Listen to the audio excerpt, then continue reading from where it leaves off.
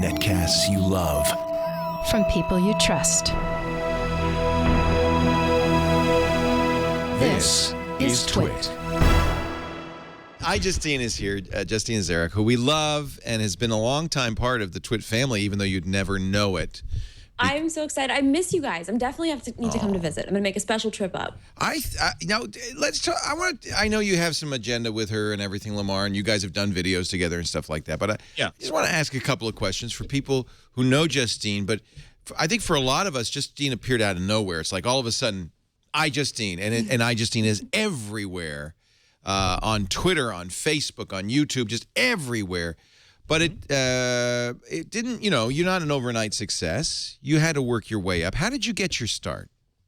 Wow. I mean, I feel like it was a long time ago, and I have a lot of that to owe to you because you were one of the first people to let me kind of just really dive into all of the tech stuff on MacBreak and everything like that. So, I mean, this was a long time ago. That was like 2006, something like that. Yeah. I think at Macworld.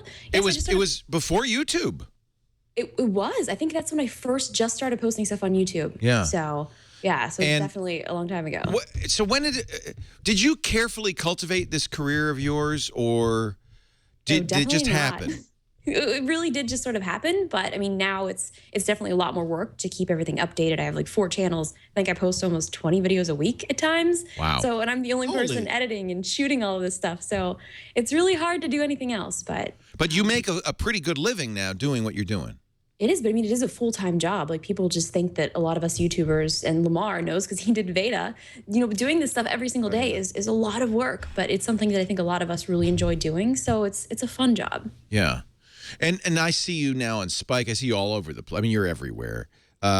Is it your goal to make it to, quote, real media, movies and TV? Or, I mean, is this a platform for you to get there? I mean, I think it's a platform that I never want to leave, depending upon where YouTube goes. I think the internet is where everyone's trying to go right now. So I think doing bigger projects online and TV and kind of doing everything together is the ideal situation for sure. What do you just signed with a big talent agency in Hollywood, UTA. Mm-hmm. So at this point, you're kind of thinking about building a career, right? It's not. Yeah, no, definitely. I think you have to think further ahead because YouTube is changing so much, and even the past like 5 or 6 years that I've been on there, it's changed drastically. There's so many more people doing it, and anytime anyone asks me about, when should I get an agent, when should I sign to a network, I tell them until there's the point that you cannot physically do it yourself until you can't anymore. So I have bigger ideas of stuff that I can't do myself. I mean, at this point, I'm still shooting all of the stuff that I post on my channel, but there's so much more that I could be doing. And if there was just like 5 more of me, that would be great. My suggestion, though, is never get rid of the Mommy Make My Lunch site, because that... Oh, my gosh. I do still have that domain. Do you post anything? That's the first thing. No. I think that's the first site I knew about yours, and I think that you abandoned that long ago. A long time ago. I think my original blog was tastyblogsnack.com, if you remember that. But yeah, no, I had to move everything over to iJustine because it was just strange. Yeah, everything's iJustine. Where did you come with the iJustine? Because that's part of the brand, is having a name that people remember. You couldn't, if you were just Justine, I don't know if it'd be successful. I would like to still be just Justine, but I made the mistake, or I guess not a mistake, but when the first iPod came out, and this is sort of when the internet was just taking off. So Justine was still taken on a bunch of social networking sites. I was like, all right, fine. I'll just sign up, add an I in front of my name and see what happens. And this is what happened many years later. I didn't know that. 2002 is when I registered the iJustine.com domain. Crazy. I'm gonna monopolize her. You don't mind, do you? Go crazy. Go crazy. No, go ahead. Ask a question. I'm just teasing. Yeah. I mean, I don't really actually have a question. So I'll keep talking to Justine. Yeah, pretty much. It's just you and me, baby. Just forget those How's other it guys.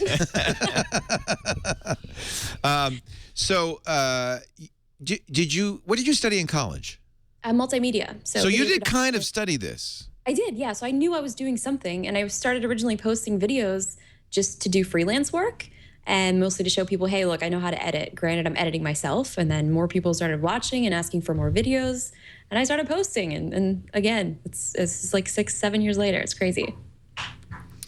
Okay, so I have a question. In your videos, it seems like a lot of them are still like you have almost multiple versions of your videos where you make stuff that is really highly produced and like really polished, and then a lot of your vlogs still seem to just be in front of your webcam. Would you say that equipment is something that you need to wait for if you want to get into making videos, or just go ahead and do it and your personality will shine through? Oh, no, definitely just do it. I mean, you look at some of the top YouTubers now. I mean, a lot of people chose to go the higher quality route. Some people are still filming stuff on their webcams. And I think the most important thing, and we were even talking before the show about how important audio is. Now, I'm not as concerned with my video quality, but as long as the audio is good and people can hear you, I think that's the most important thing. And as long as you have something to say and something interesting, like people are going to watch it. And that's the cool thing about YouTube, which will lead into the subscription chat that we're going to be talking about later. Yeah, I do want to talk to you about that. So I remember a couple of things in, kind of signposts in your career. One was the 300-page iPhone, the first iPhone bill that you got in 2007. And then shortly after that, I think you started, or maybe it was roughly the same time, you started doing Justine.tv. This was crazy. Justine.tv started because a guy named Justin had a camera on his head and just broadcast everything. And early on, you were like one of the early life casters with Justine TV, right? Maybe the second guy. I was the first person other than Justin to do it, which was kind of ironic because this was the first time I've ever been carded and people didn't believe my name was Justine. They just thought it was some sort of publicity stunt that I happened to be named Justine on Justine.tv. Right. But yeah, I mean, I did that for 6 months straight. What? And that's where I first saw you.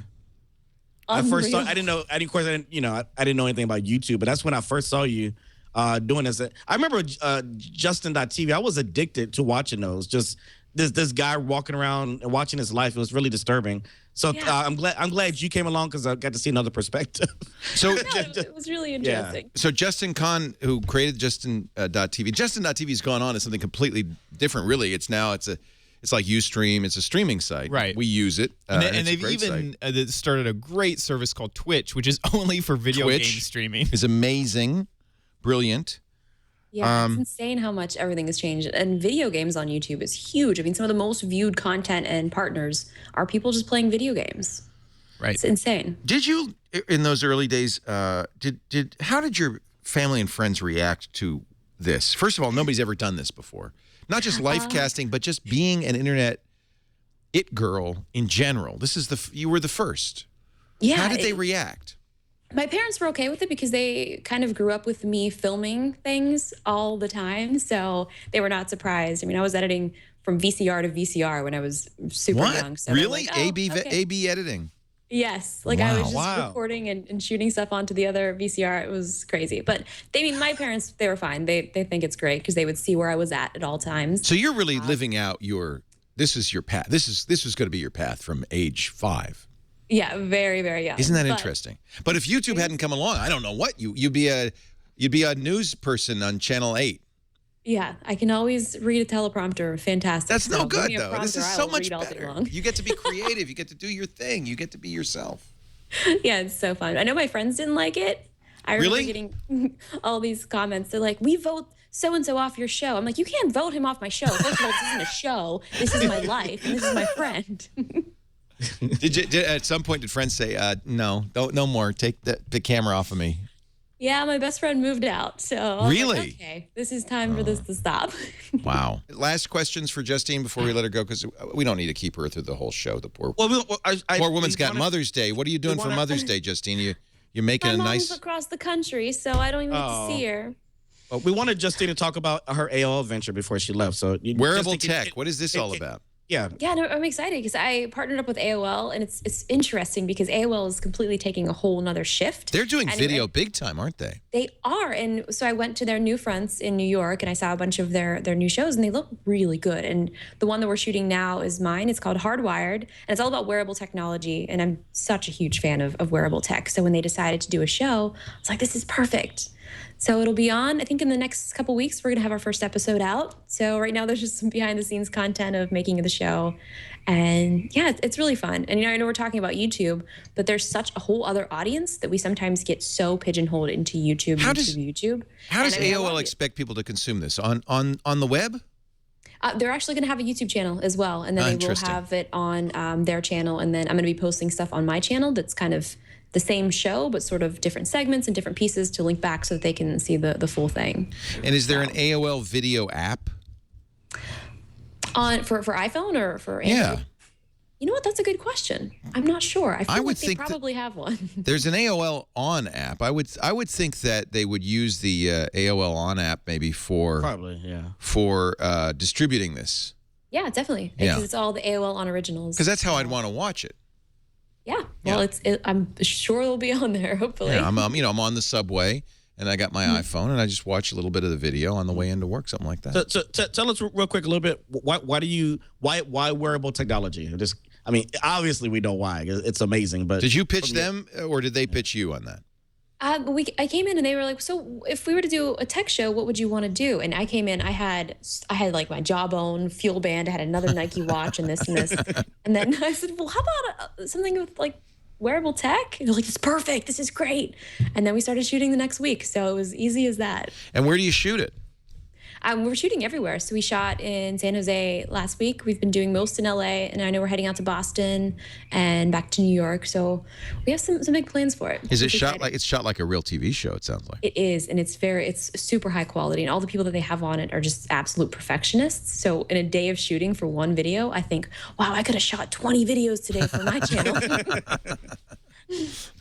That's awesome. Well, good luck with that and with UTA, and we'll look forward to seeing you on network television and YouTube and Twitter and Facebook and Google Plus and everywhere else you are, which is everywhere.